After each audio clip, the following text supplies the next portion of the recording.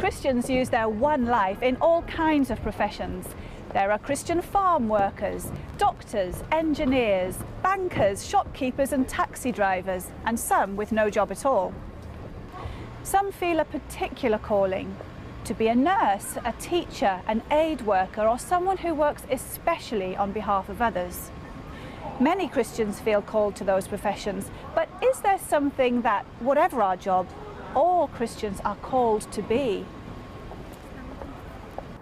Without question, Christians are called to be good.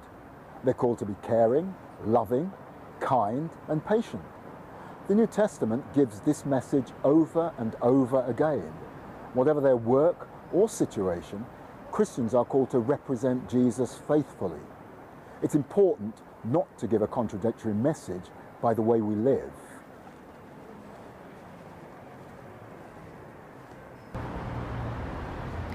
Jesus told his followers they were called to be lights in the world.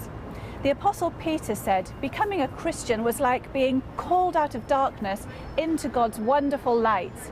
Then he wrote, "Once you were not a people, but now you are the people of God." We are called to be God's people, to bring light into a dark world, to be identifiable as a people called to make the world better, more as God wants it to be.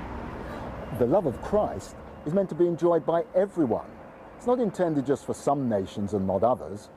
This is why internationalism is not only a hallmark of the Salvation Army, but is also seen as part of God's universal plan.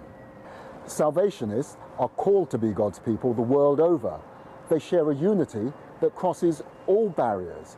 They become his people through his grace and by his presence in their lives. They stay a powerful people for good as they share their life in him together.